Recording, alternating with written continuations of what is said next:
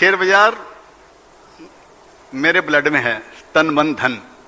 ये सब मेरी तन, blood, sweat and tears and sorrows and laugh. अगर मेरे शरीर में से खून निकालेंगे तो विटामिन एस निकलेगा, विटामिन शेयर क्या बोलते हैं, एस ग्रुप का ब्लड निकलेगा मेरे बॉडी में से। एनीवे, इसके लिए भी मैं यहाँ पर हूँ और मेरे को अच्छा लगता है कि मैंने भी मेरी ज़िंदगी, जैसे जब मेरे को भी बाहर में बहुत लोग मिले जो नए इन्वेस्टर हैं और अपनी लाइफ अभी शुरू कर रहे हैं, मैं भी उन्हीं की तरह मेरी ज़िंदगी शुरू किया शेयर बाज़ार में। इसी बोलकर मेरे को अच्छा लगता है इन लोगों को संबोधित करने का, इन लोगों के साथ में मिलने जुलने का। इनको देख के, जैसे इन्होंने बताया एक तरफ कि राकेश सर मेरे बहुत अच्छे मित्र थे, तो अभी जैसे ये लड़कों लोगों को देखकर, ये यंग जो जनरेशन आई है नई नई, इनको देखकर मेरे को ऐसे मेरे लगता है कि ये मेरे पास्ट हैं, और राकेश को देखकर लगता था कि राकेश सर मेरे फ्यूचर हैं। तो ये उसका समन्वय है। इस बोलकर मैं हाजिर होता हूँ, ज़्यादा टाइम नहीं लूँगा। और मेरे पास में, जैसे आप सबको अच्छी तरह मालूम है, मैं कितना पढ़ा लिखा आदमी हूँ और मैं कितना एजुकेटेड हूँ, तो मेरे को मेरी डिग्री देने की ज़रूरत नहीं है, शायद आपको सबको मालूम है। तो इस बोल के मैं ज़्यादा जार्गन्स इस्तेमाल नहीं करता हूँ और नए टर्मिनोलॉजी मेरे को इकोनॉमिक्स की और अकाउंटेंसी की, ये सब मेरे को कोई इकोनॉमिक्स वगैरह मेरे को आती नहीं है। सिंपल सीधा कि जो गिर के और उठ के और जो समझा और सीखा है वही अपनी ज़िंदगी में इस्तेमाल किया है, और उसी के बारे में मैं आपसे यहाँ पर बातें करने वाला हूँ। तो जैसे आप लोगों को मालूम है कि मेरे को लिखने का भी शौक़ है, मैं गाने 14-15 गाने लिखे हैं, और शेयर बाज़ार के ऊपर भी मैंने 6-7-8 गाने शेयर बाज़ार पे एजुकेट करने के लिए लिखा है, कविताएं लिखी है, कोट्स लिखे हैं। ये कोट्स मेरे दिल के बहुत करीब है, और मेरा ऐसा मानना है कि ये कोट्स मेरे ज़िंदगी के जो भी मेरे को थोड़ा बहुत जो भी अनुभव हुआ है उसका निचोड़ है। तो मैं आज कोट्स के माध्यम से आपसे मैं बात करूँगा, और उसके बाद में हम लोग क्वेश्चन आंसर में आएंगे।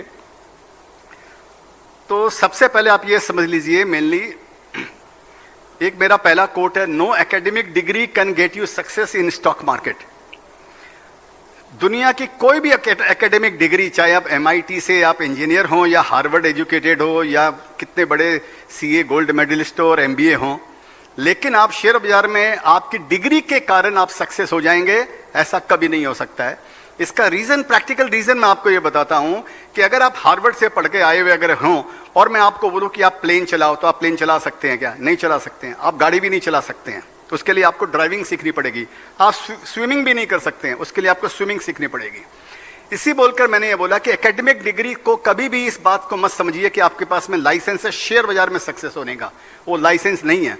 मैंने ऐसे ऐसे लोगों को देखा है जो जितने ज़्यादा पढ़े लिखे होते हैं, और मेनली जो चार्टर्ड अकाउंटेंट और MBA जो पढ़ के आते हैं, उनका मन में बहुत बड़ा कॉन्फिडेंस रहता है कि शेयर बाजार उनकी मुट्ठी के अंदर में है और वो इसको इस तरह से जीत लेंगे। उन आदमियों को मैंने यहाँ पर बहुत बुरी तरह फेल होते हुए देखा है, उन लोगों को। तो ये बात आप समझिए, शेयर बाजार में अपना करियर चालू करने के पहले आप शेयर बाजार को पढ़िए। आपको आपकी जो पढ़ाई है वो बहुत काम आने वाली है। आपको एनालिटिक, आप उसको अच्छी तरह समझ सकते हैं किसी भी बात को अगर आप पढ़े लिखे हैं तो। लेकिन शेयर बाजार को जीतने के लिए आपको शेयर बाजार की निटी ग्रिटी समझना पड़ेगा, शेयर बाजार की पढ़ाई पढ़ना पड़ेगा। जैसे प्लेन उड़ाने के लिए आपको इंजीनियरिंग करनी पड़ती है, एरोनॉटिक इंजीनियरिंग या जो भी उसका कोर्स है, लॉ करने के लिए आपको लॉ पढ़ना पड़ता है, लॉयर बनने के लिए, चार्टर्ड अकाउंटेंट बनने के लिए अकाउंटेंसी पढ़नी पड़ती है। उसी तरह शेयर बाजार को पढ़ना जरूरी है। लोग ये बात को समझते नहीं है। मेरे को लगता है 100 में से 101 आदमी ये बात नहीं समझते हैं कि शेयर बाजार को पढ़ के आपको काम करना चाहिए। सब सोचते हैं कि आप अपना 12 क्लास पढ़ के आ गए, 10 क्लास पढ़ के आ गए और कल से आप चालू कर दिया और आपको सक्सेस मिल जाएगी। वो जुआ है, आप ये समझ कर चलिए, वो जुआ है। वो शेयर बाजार नहीं है, वो इन्वेस्टमेंट नहीं है, वो जुआ है। और ये इतना भारी जुआ है, जिंदगी में इतना आपको पीछे ले जाएगा ये जुआ कि आपको शायद रिकवर करने में भी बहुत साल आपको लग जाए और मनोबल टूट जाएगा। इसके बारे में अगर कोई क्वेश्चन आंसर हम बाद में कर सकते हैं। दूसरा मेरा एक कोट है, stock market is a place to make the easiest money in the hardest way. इससे बड़ा कोई प्लेटफॉर्म नहीं है इजी मनी बनाने का। आप देखिए, मैं कोई पढ़ा लिखा आदमी नहीं हूं, मैं कोई इंजीनियर नहीं हूं, अकाउंटेंट नहीं हूं, कोई भी आदमी जैसे, और सबको ऐसे लगता है कि हम शेयर बाजार में आके, तो यहां जो पैसा जो आता है वो कितना इजी आता है। मैं मेरे अपने एयर कंडीशन कैबिन में बैठा रहता हूं फॉर एग्जांपल, और समझिए फोन और लैपटॉप के ऊपर मैं कुछ ना कुछ सोच के मैं काम कर रहा हूं। मैं कोई शॉप फ्लोर पे जाकर कोई इंजीनियरिंग का काम नहीं कर रहा हूं, या मैं किसी कंपनी के जाके कोई अकाउंट नहीं लिख रहा हूं, या मैं कोई उसका वेंडर नहीं हूं, या मैं उसका सप्लायर नहीं हूं कि कोई चीज मैं प्रोड्यूस कर रहा हूं। ये डिजिटल पैसा है, सब चीज डिजिटल है ये। तो ये कितना इजी पैसा है, लेकिन ये इतना हार्डेस्ट पैसा है, ये आप में से सब आदमी जानते होंगे। जो भी यहां पर शेयर बाजार में अगर 1 साल लगाया है, और जो मेनली जिस आदमी ने 21 और 22 2021 और 2022 देखा है, उसको मालूम पड़ गया होगा यहां पर पैसा कमाना कितना मुश्किल है। ये दुनिया का सबसे खतरनाक तरीके से, सबसे रिस्की तरीके से पैसा कमाने का प्लेटफॉर्म है। लेकिन अगर आप उसको अगर ठीक से उसके डिसिप्लिन को अगर आप फॉलो करते हैं तो आप यहां पर सक्सेस जरूर हो सकते हैं। इसमें इतना ही रिस्क है जितने हम रास्ते में अगर चलते हैं वो भी हमारे रिस्क है। आप रास्ते में पैदल अगर चल रहे हैं तो भी एक रिस्क ले रहे हैं, आप गाड़ी अगर आपको मार सकती है। आप बहुत ही अच्छे ड्राइवर हो, अगर आप गाड़ी चला रहे हो, आप एक्सीडेंट नहीं करेंगे, लेकिन दूसरी गाड़ी आपको अगर एक्सीडेंट कर सकती है। तो इस तरह का ये समझ कर चलिए, यहाँ पर इजी बोलकर कुछ नहीं है। यहाँ पे इसके लिए आपको बलिदान देना पड़ेगा। जैसे बोलते हैं मरने के लिए स्वर्ग जाना जरूरी है, तो वैसे ही यहाँ पे इसको इजी मत समझिए। यहाँ पे ये डिफिकल्ट है लेकिन पॉसिबल है। तीसरा कोट है मेरा, your mental capacity is more important than your financial capacity. जैसे मैंने बताया डिजिटल पैसा है यहाँ पे, मैं कोई फिजिकल लेबर नहीं कर रहा हूं मैं यहाँ पर, खाली मेंटल माइंड का खाली है पैसा। ये पूरा माइंड का गेम। आप माइंड से क्या समझते हैं। हम तो कोर्स जब जो आपने जिस क्लास में आपने पढ़ा, उस एक क्लास में 50 बच्चे होंगे, 4 सेक्शन होंगे, 200 बच्चे होंगे, 20 साल में 50,000 बच्चे निकलेंगे उस क्लास से। लेकिन हर बच्चा उस बात का अलग अलग अर्थ समझता है। जो उसको सेम सिलेबस पढ़ाया जाता है उसका सब वो अलग अलग अर्थ निकालता है, अलग अलग पजल बनाते हैं। जैसे अल्फाबेट्स के अलग अलग पजल बनते हैं, उसी तरह शेयर बाजार का भी है। तो यहाँ पर सबसे बड़ा जो काम है वो मेंटल का है। तो यहां माइंड का गेम है ये।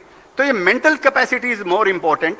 जैसे अभी कोई बात कर रहे थे, रिस्क की बात हो रही थी, अभी कोई बार मेरे को ऐसे ही पूछ रहा था। तो मतलब रिस्क अगर नहीं लोगे तो यहां पर शेयर बाजार में कोई काम ही नहीं है। जो आदमी रिस्क नहीं ले सकता है उसका शेयर बाजार में कोई काम नहीं है उसका। तो अपने मेंटल के, और मेरा बोलने का मतलब ये है कि फाइनेंशियल कैपेसिटी के ऊपर अगर कोई आदमी यहां पर काम कर रहा है, जो अगर आदमी ये सोच कर शेयर बाजार में आया कि उसके पास में 5 लाख रुपया है और वो शेयर बाजार को जीत लेगा, उसका 5 लाख रुपया जीरो हो जाएगा। आप ये मैं लिख कर आपको दे सकता हूं। एक मेरा कोट ये भी है कि if money is the only skill you have in stock market you will soon go broke. अगर money is the only skill in stock market, money skill नहीं है, मनी यहां पर सप्लीमेंट्री है। उसके पहले आपको अपना मेंटल कैपेसिटी कि आप ये रिस्क ले सकते हैं क्या। आप अगर कोई काम करते हैं तो रातों की नींद आपकी खराब तो नहीं हो रही है ना, घर में आप झगड़ा तो नहीं कर रहे हैं ना। अगर आपका शेयर घट जाता है तो अगर आप अपने भाई बहन से, माँ बाप से झगड़ा तो नहीं कर रहे हैं ना। ये सब चीजें बहुत जरूरी है यहाँ पे, वो मेंटल कैपेसिटी। और कितना काम आप कर सकते हैं, समझिए आपके पास में 100 रुपया लगाने के इन्वेस्टमेंट करने के लिए है, तो क्या आप एक शेयर में अगर 1-1 रुपया अगर लगाएंगे और 100 शेयर अगर आपने इकट्ठे कर लिए तो आप जिंदगी में कभी वेल्थ नहीं बना पाएंगे। आप पैसा कमा सकते हैं रिटर्न वाइज, लेकिन बड़ी वेल्थ शेयर बाजार में क्रिएट नहीं होगी। और हर आदमी जो शेयर बाजार में आता है वही सपना लेकर आता है। तो इसके लिए आपकी मेंटल कैपेसिटी यहां पर बहुत जरूरी है। फाइनेंशियल फिर भी 1 मिनट के लिए आप बैग बोरो स्टील आप कर सकते हैं, मैं रिकमेंड नहीं करता हूं, लेकिन फिर भी, लेकिन जो मेंटल कैपेसिटी है वो आपको खुद ही अपनी बढ़ानी पड़ेगी, खुद ही उसको मजबूत करना पड़ेगा। एक दूसरा कोट मेरा एक और है कि KYS is more important than KYC। तो KYS mean know your self. Know your self is more important than KYC, know your client, जो हम फॉर्म फिलअप करते हैं। ये पहले वाले कोर्स से रिलेटेड ही है कि आप सबसे पहले अपने आप को समझने की चेष्टा करो कि आप इस बिजनेस के लायक हो कि नहीं हो। इसको सबसे पहले तो आप ये समझिए कि ये धंधा है, ये बिजनेस है, ये व्यापार नहीं है। लोग इसको जुए का अड्डा समझते हैं। लोग समझते हैं कि कोई मशीन है कि जितने यहां पर हम रातों रात करोड़पति बन सकते हैं। और 90%, 90 नहीं 100% आदमी शेयर बाजार में इसीलिए फेल होते हैं कि वो जल्दी जल्दी पैसे वाले बनना चाहते हैं, उनको रातों रात करोड़पति बनना है। ये ग्लैमर वर्ल्ड है। तो ये ग्लैमर वर्ल्ड है नहीं, लोगों को उतना ग्लैमर लगता है उसके अंदर में, लेकिन इसका एक प्रोसेस है इसका। तो इस बोलकर सबसे पहले नो योर सेल्फ समझिए कि आपके अंदर में करेज है कि नहीं है, नॉलेज है कि नहीं है, और पेशेंस है कि नहीं है। यहाँ पर पेशेंस सबसे बड़ा, यहाँ पर जो सबसे बड़ा इंपॉर्टेंट चीज है शेयर बाजार में 3, knowledge, courage and patience. Knowledge to identify a good script. एक मेरा कोट है, मैंने बताया पहले भी कई जगह कि जैसे हम बात करते हैं large cap, mid cap, small cap, 3 तरह के कैप होते हैं। मैंने एक कैप उसके अंदर में जोड़ा, मतलब 4 कैप होते हैं। वो चौथा कैप है भंगार कैप। और ये जितनी भी कंपनियां लिस्टेड है, 5,500 जो कंपनियां लिस्टेड है, समझिए 5500 कंपनियां लिस्टेड है, उसमें से 5000 कंपनियां जो बंगार कैप की कैटेगरी के अंदर में आती है। और जो स्मॉल इन्वेस्टर है, छोटे इन्वेस्टर है, जो समझते नहीं है, वो जाकर सबसे पहले बंगार कैप का ही सौदा करते हैं। जो मैंने गाने में भी लिखा कि पेनी स्टॉक हटाया, म्यूचुअल फंड में लगाया। म्यूचुअल फंड सबसे सही है आप लोगों के, जिस आदमी को खेलना नहीं आता हो। अगर आपको गाड़ी चलानी नहीं आती हो तो आप क्या अपनी गाड़ी चलाएंगे क्या? आप गाड़ी चलाएंगे तो पापा की गाड़ी को भी फोड़ देंगे और अपने घुटने भी तोड़ेंगे, आप अपनी भी लाइफ आप डेंजर में रखेंगे। तो आप क्या करेंगे? आप एक ड्राइवर रखेंगे अगर आपको गाड़ी चलानी है। वही काम म्यूचुअल फंड का है कि म्यूचुअल फंड का जो मैनेजर है, जो म्यूचुअल फंड मैनेजर है, उसको एक एक्सपीरियंस है, 25, 30, 35 साल का एक्सपीरियंस है। उसके नीचे टीम होगी, 3, 4, 5 आदमी होगी, सबको मिलाकर 100-150 साल का एक्सपीरियंस है। उसके बावजूद भी वो आदमी रोंग होता है। आप समझिए हम क्या कर सकते हैं? नए आदमी कैसे सक्सेस हो सकता है? इम्पॉसिबल है यहाँ पर नए आदमी का सक्सेस होना। टाइम बिताना पड़ेगा यहाँ पे, गिरना पड़ेगा यहाँ पे। when you are right you learn, when you are wrong you learn, and we only learn when we are wrong। तो ये एक प्रोसेस है, ये 5 साल 10 साल का प्रोसेस है। आप ग्लैमर वर्ल्ड में मत रहिए कि यहाँ पर आएंगे और आपको पैसा आपको मिल जाएगा। इम्पॉसिबल है, ये ऐसा मत सोचिए। इसके प्रोसेस को फॉलो कीजिए, फंडामेंटल स्टडी कीजिए, शेयर बाजार का क्यों गिरता है, क्यों बढ़ता है, क्यों साइडवेज होता है, उसको समझिए। क्या क्या चीजें जो शेयर बाजार को इफेक्ट करती है उसको समझिए। आप खाली अगर आप ये सोचें कि जैसे 2 तरह से लोग यहाँ पर, 2 तरह का ज्ञान है यहाँ पे, एक तो है इंटरनल और एक एक्सटर्नल।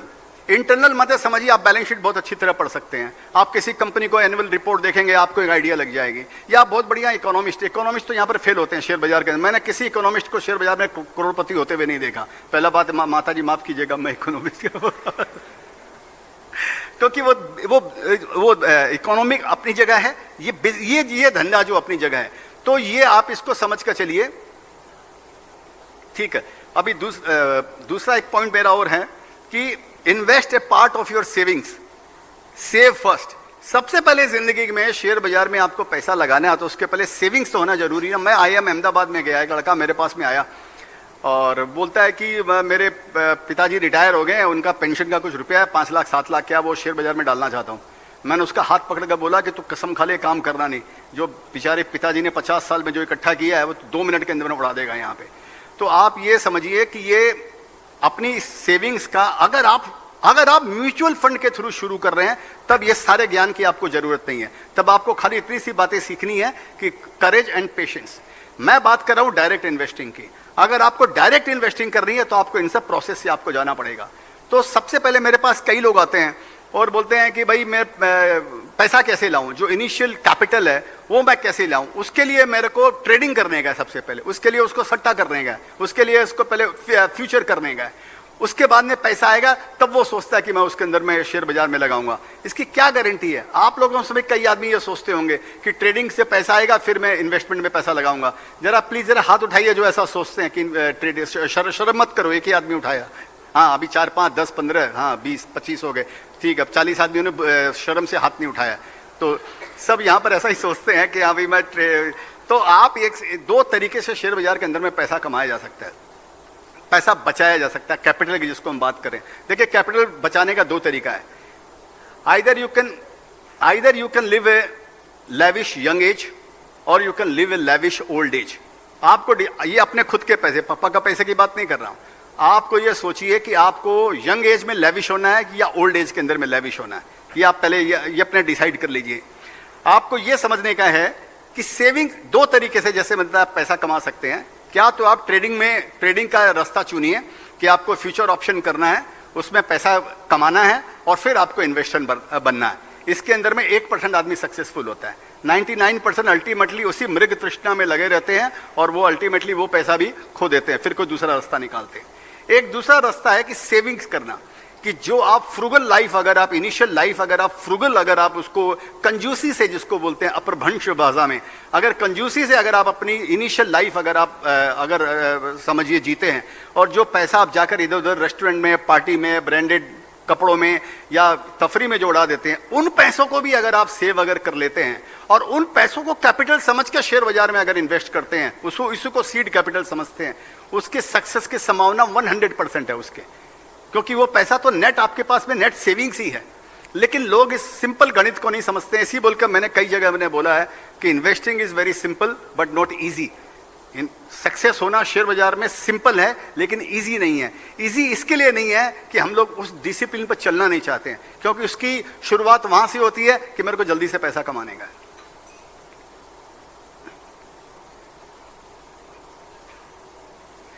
तो बाकी तो ऐसे तो मेरे बहुत सारे कोट हैं, तो मैं सोचता हूं इसके आधार पर हम Q&A सेशन कर लें, राइट। और उसके बीच में भी कई कोट आएंगे तो वो मैं आपसे बातें कर सकता हूं। और एक बात और समझिए, कई लोग मेरे को बोलते हैं कि हाँ भाई शेयर्स लेना है तो टॉप क्या है बॉटम क्या है, तो उसके लिए भी मैंने एक कोट लिखा है कि दो आदमी जिंदगी में, यहाँ पर शेयर बाजार में दो ही आदमी ऐसे हैं जिनको शेयर बाजार के भावों का टॉप और बॉटम मालूम है। दो आदमी ऐसे, एक तो है भगवान और दूसरा झूठा, जो बोलता है मैंने किया था, मैंने लिया था, ऊपर में ले बेच दिया, नीचे में ले लिया। यहाँ पर टॉप और बॉटम बोल के कुछ नहीं है। यहाँ बुल मार्केट, मेरा ऐसा अपना मत है, यहाँ बुल मार्केट बेयर मार्केट बोलकर कुछ नहीं है। यहाँ पे ये स्टॉक मार्केट है। इस पर भी मैंने एक पोएम लिखी है, यूट्यूब पे आपको मिलेगा कि neither it's a bull market nor it's a bear market, it's a stock market. And bull market is like a sunshine, it is always there somewhere. लेकिन आपकी स्टडी इतनी पक्की होनी चाहिए, आपका एजुकेशन शेयर बाजार का और नॉलेज इतना पक्का होना चाहिए कि आप कब किस समय कौन से सेक्टर में आपको काम करना है, कब कौन से सेक्टर में निकलना है, इसका नॉलेज आपको आना चाहिए। और बाकी तो जिंदगी बीत जाएगी और हम ये डिस्कस करते रह जाएंगे। तो बेटर है इसके आधार पर कोई आप अपने क्वेश्चन आंसर सेशन लेते हैं, उसमें स्टॉक स्पेसिफिक कर सकते हैं।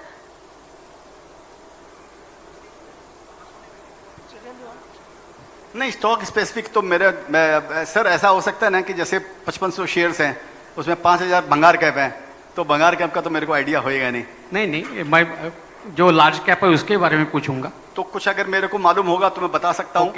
ठीक है, हो सकता नहीं भी मालूम हो मेरे को, या मैं एक मोटा आइडिया बताऊंगा आपको, पूरा पक्का स्टॉक का आइडिया नहीं होगा शायद मेरे को। What is your take on Bajaj twins, Bajaj Finserv and Bajaj Finance? Because in last 7 days it has fallen around 7 to 8%. So should I exit, should I hold or should I average? नहीं, ये भाई साहब मेरे लिए ये बोलना मुश्किल है, क्योंकि क्या होता है ना, ये मौसम के जैसे हैं। हर कंपनियों का एक मौसम होता है उनका, उसके तरीके से उसके जो फंडामेंटल्स है वो बदलते रहते हैं।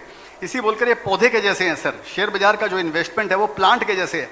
आपको सीड करना, हर रोज उसमें पानी डालना पड़ेगा, खाद डालनी पड़ेगी आपको, उसको धूप और एयर और पानी उसको मिलते रहना चाहिए।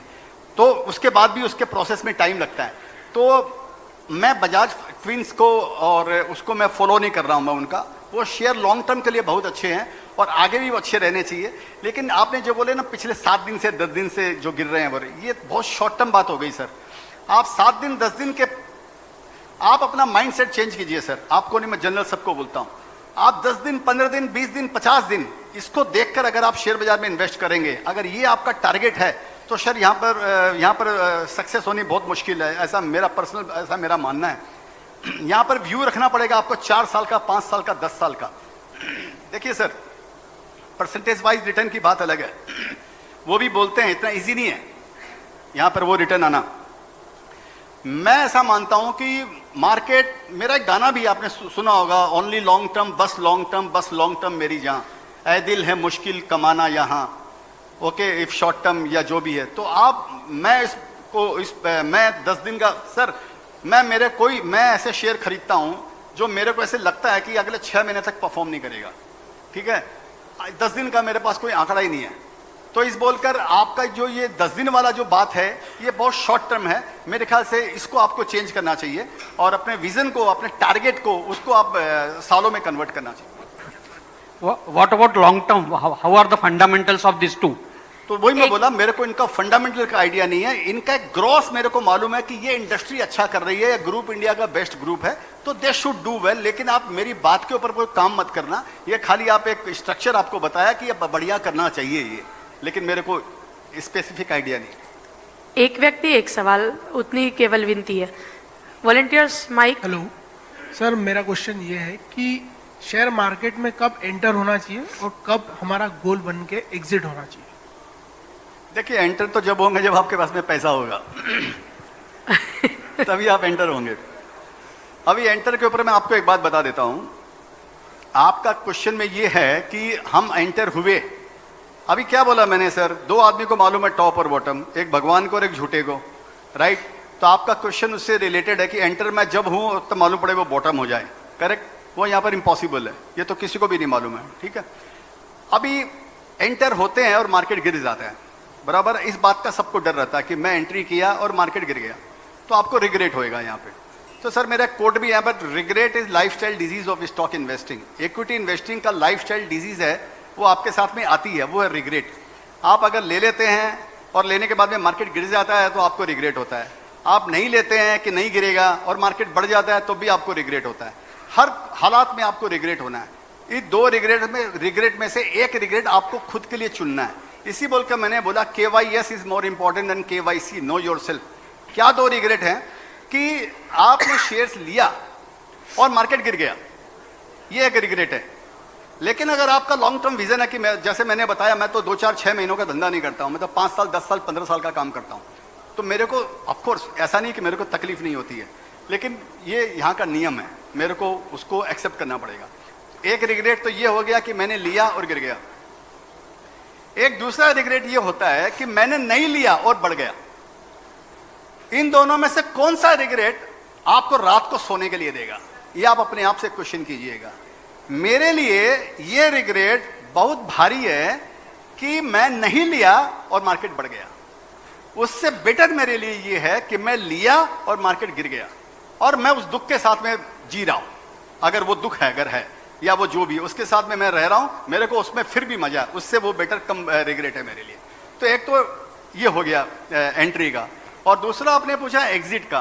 तो एग्जिट का सबसे सिंपल, ऐसे तो कोई इसका बहुत जवाब नहीं, कई कारण होते हैं एग्जिट के, लेकिन मैंने जो ग्रॉसली जो समझा है वो 2 कारण होते हैं। एक तो ये होता है कि जब मैनेजमेंट का जब फोकस चेंज हो जाता है कंपनी से, तब शेयर बाजार से, तब उस स्टॉक से निकलना चाहिए। और एक जब मैनेजमेंट का फोकस चेंज नहीं होता है, तब भी उस शेयर से निकल जाना चाहिए। इसका मैं एक एग्जांपल देता हूं सिंपल भाषा के अंदर में, कि समझिए आप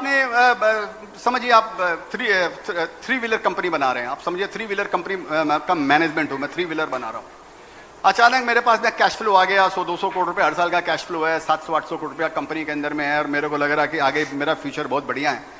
और मैं सोचूं कि अब तो मेरे पास में पैसे की भी कमी नहीं है, मेरा कैश फ्लो भी है, और बैंक मेरी रेटिंग भी अच्छी है, और मेरे को लोन भी और मिल जाएगा, और मैं जाकर टायर का प्लांट डाल लूंगा, ठीक है, जो मेरी औकात से बहुत ज़्यादा ऊपर है, ठीक है। अगर मैं कुछ ऐसा काम करता हूं तो मेरा फोकस चेंज हो गया, वो मेरी औकात से बाहर है, तो उस शेयर से निकल जाना चाहिए। एक उसी का दूसरा उपाय है कि जब फोकस चेंज नहीं हो, कि समझिए मैं ऑटोमोबाइल बना रहा हूं, चाहे 2 व्हीलर 3 व्हीलर 4 व्हीलर, और समझिए मैं पेट्रोल IC इंजन वाला बना रहा हूं, पेट्रोल का बना रहा हूं, डीजल का बना रहा हूं, LPG का बना रहा हूं, CNG का इंजन का बना रहा हूं मैं। लेकिन अगर समय के साथ में अगर मैं इलेक्ट्रिक व्हीकल के अंदर में अगर नहीं आया, तो अगर मैं वो चेंज नहीं हुआ, तो भी मेरा फ्यूचर 2, 4, 5 साल में खिसक जाएगा। तो इसी बोलकर ये जरूर जानना चाहिए कि मैनेजमेंट जो है वो किस तरीके से अपने सेक्टर की ट्रेंड को समझ रहा है, और उसका क्या वो स्टेप ले रहा है अपने आप को इवॉल्व करने का। वो ये एक तरीका ये है। एक मैं कई जगह एक बार एग्जांपल दिया था, आज मैं वापस दे देता हूं। मैंने एक कंपनी के शेयर खरीदे थे, वो टी इंडस्ट्री, जयश्री टी है, वो चाय बनाती थी वो कंपनी, तो मैंने उसके कुछ 1-2% शेयर्स ले लिए थे 300-400 रुपए के भाव के अंदर में। तो वो शेयर वो ज़्यादा बढ़े नहीं, फिर थोड़े दिन बाद में मालूम पड़ा वो चाय की सेकंड लार्जेस्ट कंपनी थी इंडिया की, अभी भी शायद सेकंड लार्जेस्ट है, मैक्लोडगल तो बंद हो, जब कम हो गया, फर्स्ट होगी मालूम नहीं, ये बात है 7-8 साल 10 साल पहले की। तो बाद में वो मैनेजमेंट एक दिन आकर बोलता है कि अब हम लोगों ने चीनी मिल खरीदेंगे हम लोग बिहार के अंदर में। तो बिहार शुगर बेल्ट जो है वो मेन यूपी माना जाता है, बिहार इतना शुगर बेल्ट नहीं माना जाता है। तो उन्होंने एक सिक्लिकल है, वो चाय भी सिक्लिकल है और शुगर भी सिक्लिकल है, अब शुगर कंपनी खरीदेगा वो भी जाकर बिहार के अंदर में खरीदेगा। तो मेरे को ये समझ में नहीं आया कि ये कंपनी क्या एग्जैक्टली करना चाह रही है। तो ये फोकस जो चेंज हुआ है, ये गलत फोकस चेंज हुआ है। थोड़ा दिन बाद में फिर मैं AGM में मिलने के लिए गया वहाँ पे, तो मैं BK बाबू से भी मिला, BK बिल्डा से मिलने का सौभाग्य प्राप्त हुआ। तो वहाँ पर ऐसे उनके डायरेक्टर से ऐसी बात हो रही थी, तो उनके दिमाग में मेरे को समझ में आया कि ये लोग अब कोई बात कर रहे हैं, कोई लंदन में कोई दूध की कंपनी खरीदने वाले हैं ये लोग, जो कंपनी दूध बनाती है। तो मेरे दिमाग में आया कि इनका चाय भी हो गया, इनका शुगर भी हो गया, दूध भी हो गया, अभी इनको चाय की दुकान खोलना बाकी है इन लोगों को। मैं जाकर पूछ रहे, पिछले अगले 10-15 दिन में, 1-1.5 महीने में सब शेयर जितना था सब बेच दिया, वो सारा 5 रुपये 25 रुपया कुछ हो गया वो शेयर। तो एक एग्जाम्पल के लिए मैंने आपको बोला। तो ये आपको हर समय साथ में रहना मैनेजमेंट के।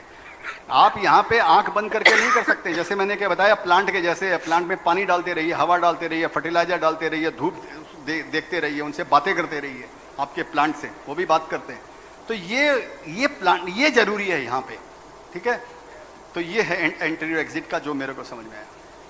Sir Yes. मेरा नाम अंबर अग्रवाल है। मैं इंजीनियर हूँ बाय प्रोफेशन। 4-5 साल जॉब किया मैंने, फिर मेरे को जॉब करते करते शेयर मार्केट में मजा आया, तो मैं अभी फुल टाइम इन्वेस्टिंग कर रहा हूँ 4-5 साल से। तो मेरे को आपसे ये समझना है कि आप कंपनी कैसे निकालते हैं, क्या सोच के आप एक कंपनी लेते हैं और उसको पकड़ के कैसे रखते हैं। नॉर्मली क्या होता है, जब भी 25-30% अपने को दिखता है तो मन में बहुत खलबली हो जाती है, तो उसको आप आगे तक यानी पकड़ के कैसे रखते हैं, क्या सोच के उसको रखते हैं, और बेसिकली आप कैसे निकालते हैं कंपनी, क्या सोचते हैं उस बारे में, वो जानना था। तो ऐसा है कि मेरे को ऐसे लगता है कि ये मजा लेने की जगह नहीं है ये तो आप पहले वो मजा वर्ड यहाँ पर निकाल दो, ये सीरियस बिजनेस है यहाँ पे, ठीक है। मैं सीरियसली कर रहा हूँ। हाँ नहीं अच्छी बात है। अगर आपने इंजीनियरिंग छोड़ के अगर आप आए हैं तो ऑफकोर्स आप पढ़े लिखे आदमी हो, कोई सोच समझ कर ही आपने आया होगा। देखो जैसे मैंने आपको पहले बताया, आप देखिए कि नॉलेज, करेज एंड पेशेंस, ये 3 चीज बहुत जरूरी है शेयर बाजार में, ठीक है, जो अभी स्पीच में बताया था। Knowledge to identify a good script and courage to buy in a reasonable quantity and patience to hold. ये तीन चीज यहाँ पर सक्सेस का सिंपल मंत्र है यहाँ पे। इसको आप डिसिप्लिन से अगर अपनी लाइफ के अंदर में अगर आप इनको फॉलो कर लेंगे तो कम से कम आपको एक रीजनेबल एवरेज नंबर आपके ऊपर आएंगे कि knowledge to identify a good script. और जैसे मैंने बताया कि ये सारी चीजें मैं तब बोल रहा हूं जब आपको डायरेक्ट इन्वेस्टिंग करनी है। अदरवाइज सिंपल आप अपना म्यूचुअल फंड में पैसा लगाइए या पीएमएस में लगाइए, जा लगाइए, ये सब झमेले की आपको जरूरत ही नहीं है। तो नॉलेज, करेज एंड पेशेंस। तो knowledge to identify a good script और करेज जो है, ये करेज जो है ये मेरे ख्याल से शेयर बाजार में सबसे ज्यादा जरूरी है करेज। पेशेंस से भी ज्यादा जरूरी है courage. Courage can not be bought, knowledge can be bought to some extent. अगर समझिए आप अपने पास में एक टीम बिठा लेते हैं रिसर्च की, राइट, तो आपको नॉलेज, आप उसका बोरोड नॉलेज है लेकिन आपका वो नॉलेज है। अगर आपके पास में टीम है या आप किसी को, तो ये बोरो हो सकता है।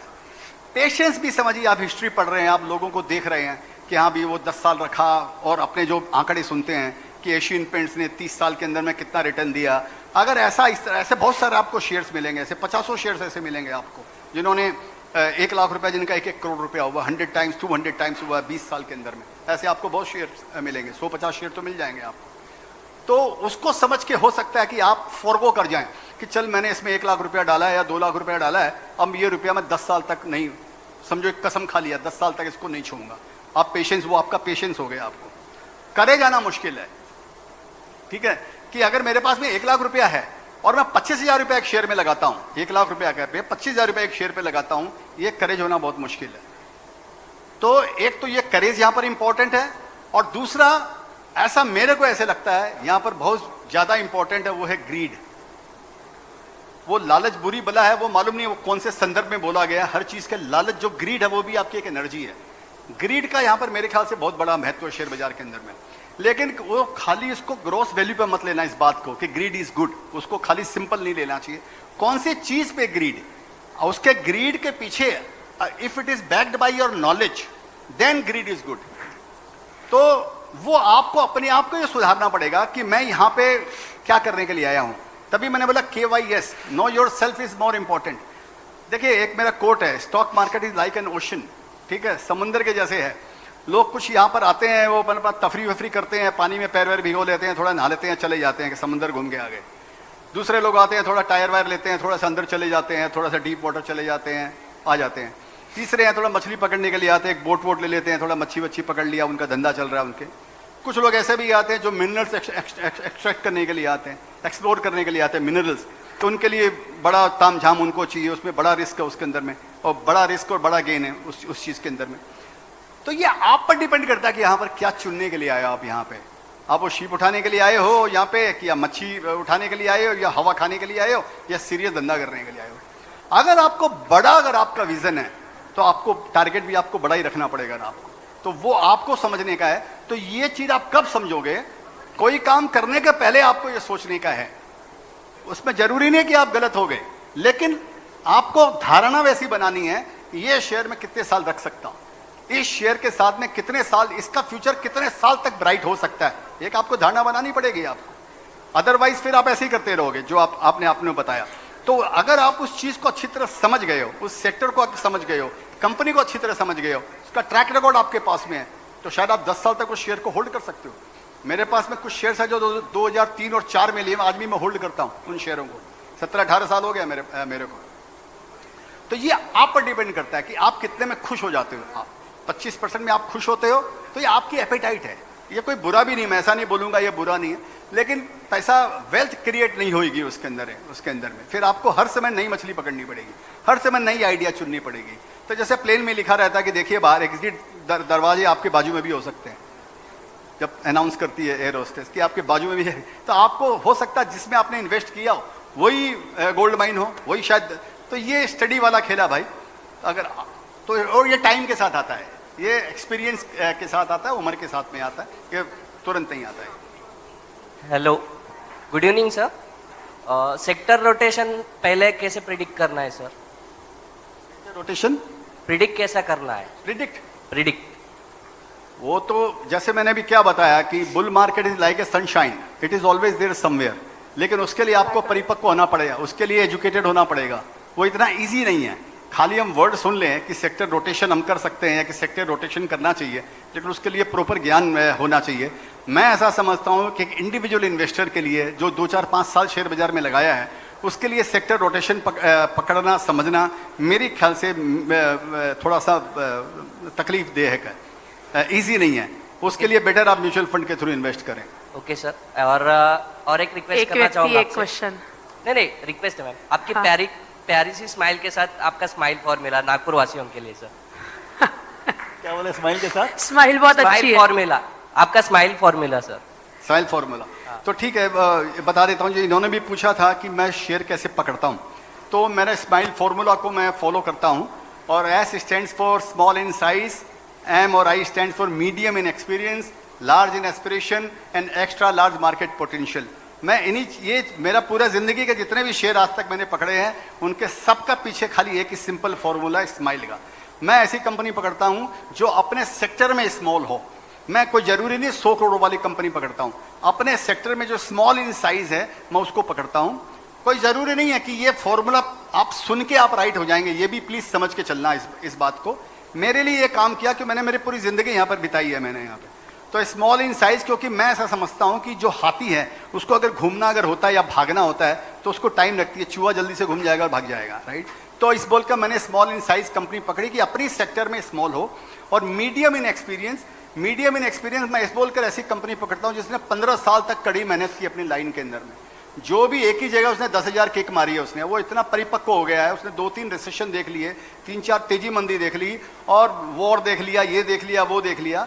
इस तरीके से वो अपने आप को एक्सपीरियंस में इतना मजबूत हो चुका है वो आदमी कि उसका शायद जीरो होना मुश्किल है, क्योंकि उसने 15-20 साल एक ही धंधे में काम किया और उसको एक्सपीरियंस है इस बोलकर।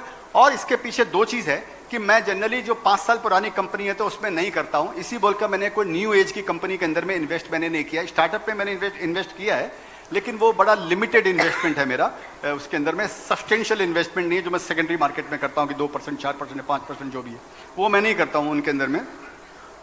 तो ये मीडियम इन एक्सपीरियंस और लार्ज इन एस्पिरेशन, ये बहुत जरूरी है। क्योंकि अगर मैनेजमेंट का एस्पिरेशन अगर बड़ा बनने का नहीं है, अगर मैनेजमेंट अरबपति नहीं बनेगा तो जो शेयर होल्डर है वो लखपति या करोड़पति नहीं बनेगा उसकी कंपनी के अंदर में। तो उसका एस्पिरेशन होना जरूरी है कि मैं रीजनल कंपनी था, रीजनल से नेशनल कंपनी बनूंगा, नेशनल से मैं ग्लोबल कंपनी बनूंगा, मल्टीनेशनल बनूंगा, मेरा मार्केट शेयर 3% का है, 10 साल बाद मेरे पास 15% का होगा। ये उसका एस्पिरेशन जरूरी है। अगर उसमें एस्पिरेशन नहीं है, जनरली क्या होता है ना, एक कंपनी माइग्रेट होती है, माइक्रो कैप से स्मॉल कैप के आसपास आती है, 100-200 करोड़ की कंपनी 1000-1500 करोड़ तक आती है, फिर आप देखना उसका वो एस्पिरेशन खत्म हो जाता है। वो जिंदगी में सब भोग लिया, सब उसको मिल गया, अब उसको लगता है क्या करने का है, बहुत हो गया, ये हो गया, वो हो गया, उसमें फ्यूचर अपना बर्बाद होता है उसके अंदर में। तो वो एस्पिरेशन जरूरी है। वो आप कंपनियों के कौन सुनोगे, उनके एनालिस्ट में उसमें जाओगे, उनके एनुअल रिपोर्ट पढ़ोगे, उनके इंटरव्यूज जो वगैरह जो आते रहते हैं टीवी में, और ब्रोकर्स वगैरह उनके इंटरव्यू जो पोस्ट करते रहते हैं, उनसे आपको एक आइडिया लगेगी उनको। तो ये है medium in experience and extra large market potential. तो ये मेरे ख्याल से सबसे ज़्यादा जरूरी है कि 500 करोड़ की कंपनी 5000 करोड़ की तब बनने वाली है जब उसका मार्केट साइज 50,000 करोड़ का होगा। अगर उसका मार्केट साइज ही अगर इतना बड़ा नहीं है तो वो एस्पिरेशन होकर भी वो उतना बड़ा बन नहीं पाएगा। जैसे मैं एक एग्जांपल देता हूं कि आप सोचिए इंडिया में सबसे बड़ी जो कंपनी है जो एयर कूलर बनाती है वो सिम्फनी, और सिम्फनी कंपनी का टर्नओवर 1300-1400 करोड़ रुपया। आप सोचिए कि वो लीडर है और 1300-1400 करोड़ रुपया खाली एक कंपनी का टर्नओवर, और 5 साल से यहीं पर वो अटके हुए 1000 करोड़, 1200 करोड़, 1300 करोड़। तो वो मार्केट, मैं सिम्फनी के बारे में नहीं बोल रहा हूँ, खाली का एग्जाम्पल बता रहा हूँ। तो मार्केट साइज इतना बड़ा एक्स्ट्रा लार्ज होना चाहिए कि वो खुद मार्केट साइज खुद हर साल 10%, 15% या 5% या 12% मार्केट साइज भी बढ़ते जा रहा है। तो उसमें लॉन्ग टर्म में रहने में उस कंपनी में वेल्थ बनेगी। हेलो सर, मेरा नाम कुणाल है सर। उस तरफ, देर। सर मेरा नाम कुणाल है। सर मेरा क्वेश्चन है कि अभी आईपीओज आए थे बहुत सारे, जिसमें से बहुत सारे आईपीओ थे जो कि जोमेटो का था, जो बुरी तरह से गिर गया। लोग ग्रे मार्केट प्रीमियम के लिए अप्लाई करते हैं, तो ये अप्लाई करना चाहिए या नहीं करना चाहिए, और लॉन्ग टर्म तक रखना चाहिए या नहीं रखना चाहिए? ऐसा है भाई कुणाल भाई, मैं तो मेरी ज़िंदगी में मेरे को याद नहीं मैंने किसी आईपीओ में इन्वेस्ट किया, तो इसके लिए ऐसा नहीं है कि इसमें बहुत अच्छा रहा। हो सकता है मैंने बहुत सारी अपॉर्चुनिटी मिस भी की, ऐसा हो सकता है, लेकिन मैं उसमें खुश हूँ। अभी जो आईपीओ आते हैं, पहले जो आईपीओ आते थे वो एक रीजनेबल रेट में आईपीओ आते थे। अभी क्या मर्चेंट बैंकर वगैरह सब मिलजुल के और सब वो झोल झाल करके वो सब इन्फ्लेटेड आईपीओ आते हैं और इन्फ्लेटेड प्राइस के अंदर में आते हैं। आपने देख ही लिया जिन का भी अभी जो भी पिछले 1-2 साल में जो भी आईपीओ आए होंगे, समझो 50 आईपीओ आए होंगे, तो हो सकता है 1-2 ने अच्छा या 5 ने अच्छा दिया होगा, बाकी 30-40 का क्या हालत हुआ वो आपने देख लिया। और यूट्यूब चैनल है सर मेरा भी, मैं आईपीओ के बारे में ही बताता हूँ। यूट्यूब चैनल पे आईपीओ के बारे में ही बताता हूँ, सिर्फ आईपीओ के बारे में यूट्यूब चैनल पे? हाँ, यूट्यूब चैनल पे। लेकिन बाकी जो बताते हैं चैनल पे वो सच रहता है या झूठ रहता है? जो शेयर मार्केट के बारे में बताते हैं उन पे फेथ करना चाहिए या नहीं? नहीं देखो, ब्लाइंडली तो किसी को फॉलो नहीं करना चाहिए, ऐसा मैं समझता हूँ। यूट्यूब चैनल का तो मेरे को आइडिया नहीं है, मेरे को कोई बता रहा था यूट्यूब पे आते हैं सब पंडित लोग, बहुत वहाँ पे रजिस्टर्ड हो गए हैं वहाँ पे, तो उनसे तो थोड़ा सा बच के चलना। जो आदमी अभी इसके बारे में ज़्यादा बोलना नहीं है मेरे को, तो यूट्यूब में तो आई डोंट नो, लेकिन आप टीवी वगैरह पे जो सुनते हो, लेकिन आप अपना खुद विचार करो, आप ब्लाइंडली फॉलो मत करो किसी को भी। क्योंकि सर आपकी एज इतनी है, आपका एक्सपीरियंस इतना है, वो नए नए लड़के हैं जो इतना बताते हैं, वो नए लड़के रहते हैं सर जो बताते हैं, इनको कुछ एक्सपीरियंस नहीं, 5 साल का एक्सपीरियंस है, जो यूट्यूब पे ज्ञान दे रहे हैं। तो आप खुद ही अपने मुंह से बता ही रहे हो कि नए भी हैं, एक्सपीरियंस भी नहीं है, तो फिर तो वही सच बोलते नहीं बोलते, तो उनको सुनकर आपको थोड़ी ना कतरीना कैफ आपको डेट करने वाली है। मेरा कहना ये था सर कि आप भी एक यूट्यूब चैनल खोलिए। मैं यूट्यूब चैनल खोलूं, फिर मैं भी ऐसी मेरे को, अब मेरे बारे में फिर ऐसे कोई बात करने वाला है। Thank you sir. Question sir. Hello question. Hello, good evening sir. मेरा क्वेश्चन ये है सर कि आज भी हम क्यों अमेरिका के ऊपर डिपेंडेंट है, नास्डैक और डाउ के ऊपर, और आपका व्यू ऑन इंफ्रास्ट्रक्चर, आने वाले दिनों में इंफ्रास्ट्रक्चर कैसा करेगा? पहला बात तो ये मैं बता देता हूँ कि अभी मैडम चली गई है तो मेरे पर डंडा पड़ने का डर नहीं है। एक बात ध्यान रखना, पुलिस से चोर ज्यादा स्मार्ट होते हैं।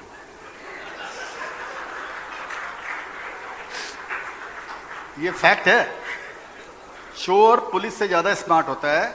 चोर पुलिस को रास्ता बताता है स्मार्ट होने का, चोर नए नए रास्ते ढूंढता है, पुलिस उन रास्तों का नहीं मालूम है पुलिस को। चोर ही उनको ये बताता है कि हाँ वो पहले 1-2 चोर पकड़ते हैं, तुमने क्या किया, तुमको सजा कम देंगे, तुमको पीटेंगे कम, तू बता किया कैसे, वो उनको रास्ता बताता है, तब आगे का रास्ता वो पुलिस प्लग करती है। एनीवे, वो मैडम के सामने बोलने के मैं हिम्मत जुटा रहा था, वो डंडा हिला रही थी ऐसे ऐसे,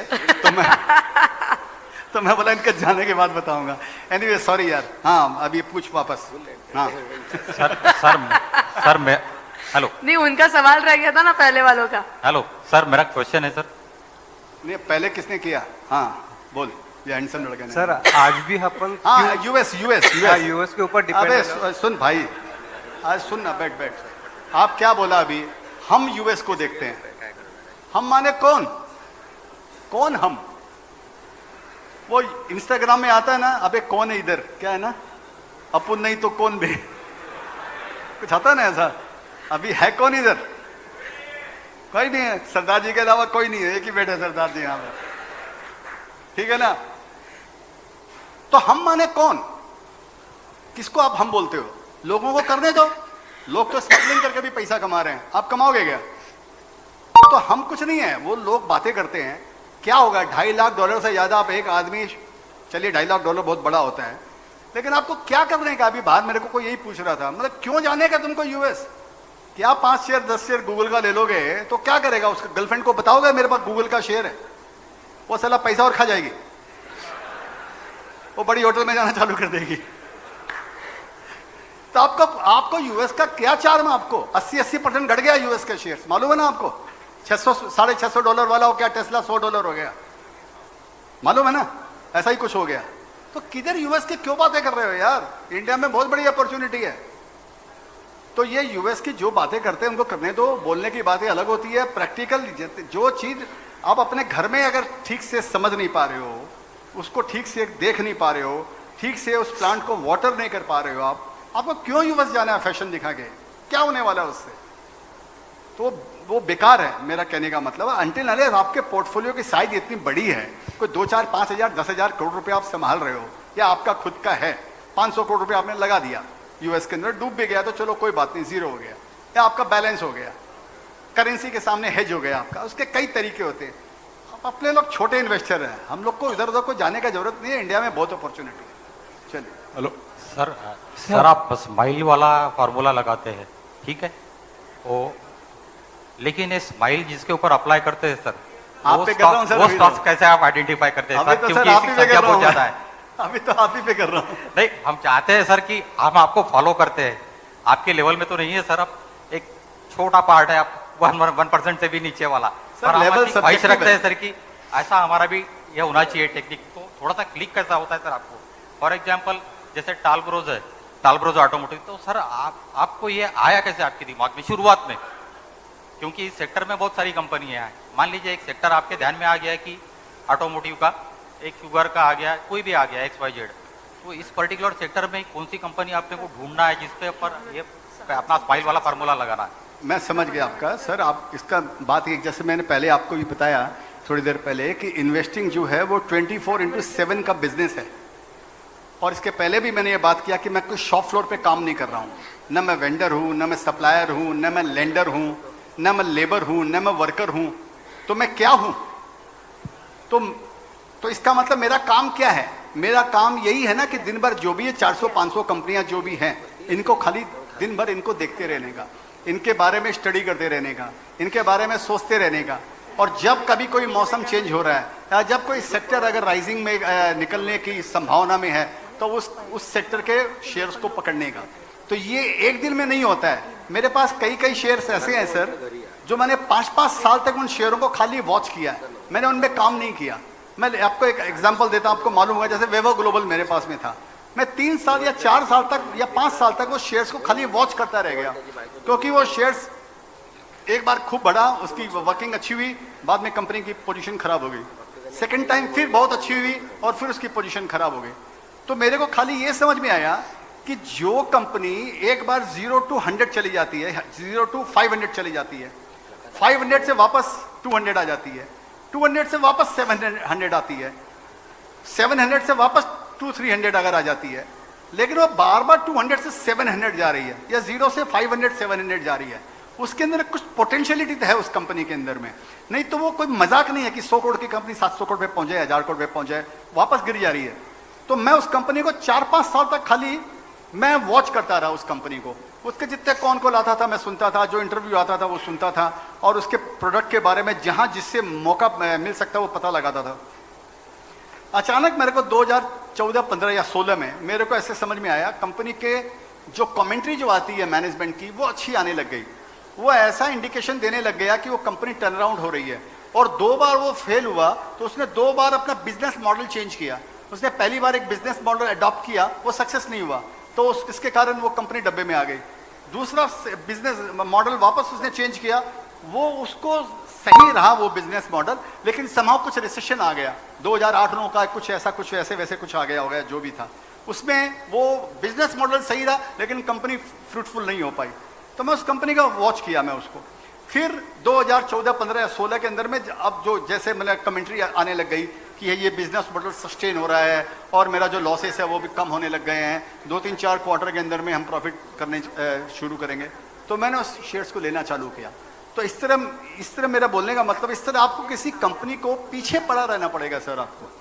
आप उसको पिछले 5 साल 10 साल का 15 साल का इतिहास आपको जानना पड़ेगा उसको, और आप तैयारी उसके पीछे लगे रहिए कि ये कभी टर्न अराउंड अगर होगी तो। अपना काम खाली यही है ना, अपना काम क्या है एज एन इन्वेस्टर। मैं तो फुल टाइम इन्वेस्टर हूँ, मेरा काम यही है सब कंपनियों के बारे में देखते रहने के, कब किसका फॉर्च्यून चेंज हो रहा है, कब ये हो रहा है।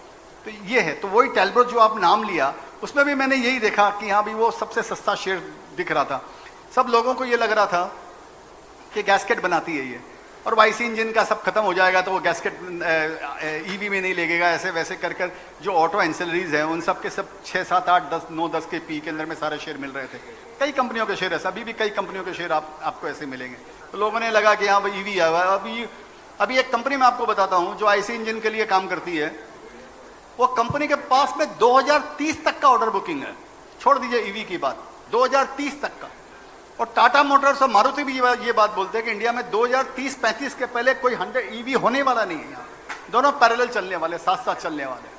तो भाई साहब ये सब चीज़ों का ध्यान रखना पड़ेगा आपको, ये सब चीज़ों को, न्यूज़ का, इन्फॉर्मेशन का, ये सब चीज़ों को वो उसके पीछे पड़ा रहना पड़ेगा, तब वो होगा सर, ऐसे नहीं होगा। Thank you very much.